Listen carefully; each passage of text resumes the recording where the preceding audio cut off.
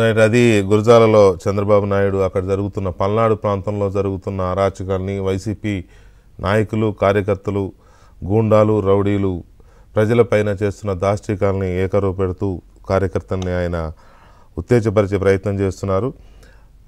ఒక రకంగా చెప్పాలంటే ఇటీవల కాలంలో చంద్రబాబు ప్రసంగాల్లో ఒక జోష్ పెంచుతున్న ప్రసంగంలాగా కనబడుతుంది. ఇది చాలా కార్యకర్తల్ని ఉర్రూతలూగిస్తున్న స్పీచ్ లాగా ఉంది. సో అది ఆ స్పీచ్ నడుస్తుంది. ఇక మనం ఒకసారి లేటెస్ట్ పరిస్థితికి వస్తే సరిగ్గా 4 రోజుల క్రితమే పి గన్నవరం నియోజకవర్గం నుంచి తెలుగుదేశం పార్టీ సరిపెళ్ల రాజేష్ alias మహాసేన రాజేష్గా అందరికీ తెలిసిన మహాసేన రాజేష్కి టికెట్ కేటాయించింది. అది రిజర్వ్డ్ కాన్స్టిట్యున్సీ. 4 రోజుల క్రితం మనం ఇంటర్వ్యూ కూడా నా దగ్గర ఇంటర్వ్యూ కూడా జరిగింది. చాలా ఉత్సాహంగా నేను దళిత ఉద్యమంలో నుంచి వచ్చాను, దళిత ఉద్యమం కోసం పోరాడుతున్నాను, అంబేద్కర్ ఆశయాల కోసం అని చెప్పి ఆయన చాలా ఎంత నమ్మకంగా ఆ రోజు రాజేష్ చెప్పిన మాట నాకు ఇంకా గుర్తుంది.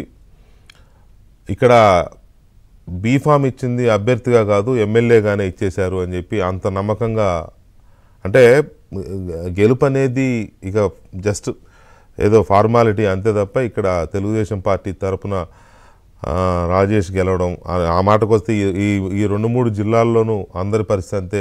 టీడీపీ, జనసేన అభ్యర్థులు అందరూ గెలిచేస్తారు, స్వీప్ అనే ఒక దృఢమైన నమ్మకంతో, విశ్వాసంతో మాట్లాడిన రాజేష్ ఇవాళ ఒక వీడియో రిలీజ్ చేశారు. అదేంటి అంటే వాస్తవానికి గడిచిన 4-5 రోజులుగా అతని మీద ఒక రకమైన ట్రోలింగ్ విపరీతంగా జరుగుతుంది. గతంలో అతను చేసిన కామెంట్స్ వైసీపీలో ఉన్నప్పుడు కావచ్చు, లేకపోతే ఇంకో రకంగా ఇంకొక టైంలో కావచ్చు, కొన్ని వర్గాలను ఉద్దేశించి లేకపోతే కొన్ని సందర్భాల్లో అతను చేసిన ప్రసంగాలు కావచ్చు, కామెంట్స్ కావచ్చు, వాటిని ఇప్పుడు గుర్తు చేస్తూ ట్రోల్ చేస్తున్నారు. ఆ ట్రోల్ చేస్తున్నది వైసీపీ పనిగట్టుకొని చేయిస్తోంది, అది తాడేపల్లి నుంచి వస్తున్న డైరెక్షన్స్ ప్రకారమే జరుగుతోంది అని చెప్పి ఆయన అనుచరులు, ఆయన శ్రేయోభిలాషులు ఆరోపిస్తూ వస్తున్నారు.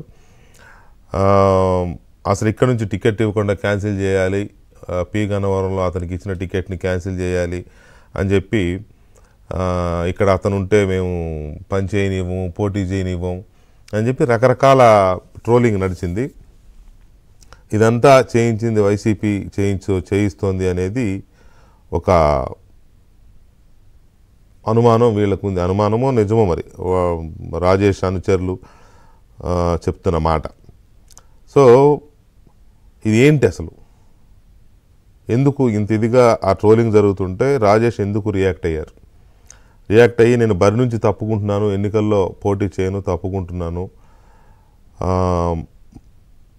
ఇన్నాళ్ళు స్వతంత్రం వచ్చి ఇన్నాళ్ళైనా మా జాతిని ఎలా టార్గెట్ చేస్తున్నారో కనబడుతోంది కదా, నేను ఎవరిని మర్చిపోను, నన్ను ఇలా ట్రోల్ చేసిన వాళ్ళని, ఇలా అడ్డుకున్న వాళ్ళని ఎవరిని మర్చిపోను, అందరిని గుర్తుపెట్టుకుంటా అని కొంత బాధతోనే మాట్లాడిన సందర్భం ఉంది. అలాగే నా వల్ల పార్టీకి ఏమన్నా నష్టం జరిగి ఉన్నా, లేకపోతే పార్టీకి ఏమన్నా నేను చెడ్డ పేరు తీసుకొచ్చినట్టుగా అనిపించినా నా తరఫున క్షమాపణ చెప్తున్నానని కూడా ఆయన ఆల్మోస్ట్ ఇక ఎన్నికల బరి నుంచే తప్పుకున్నట్టుగా ఆల్మోస్ట్ ఏంటి నేను తప్పుకుంటున్నాననే చెప్పారు.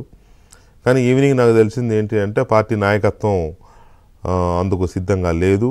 రాజేష్ని చంద్రబాబు నాయుడు గారు ఇప్పటివరకు మనం చూసిన సభ ఇవి చూసుకొని వచ్చిన తర్వాత నైట్ మాట్లాడతారు, అతన్ని కంటిన్యూ చేస్తారు అక్కడి నుంచి అని చెప్పి అంటున్నారు.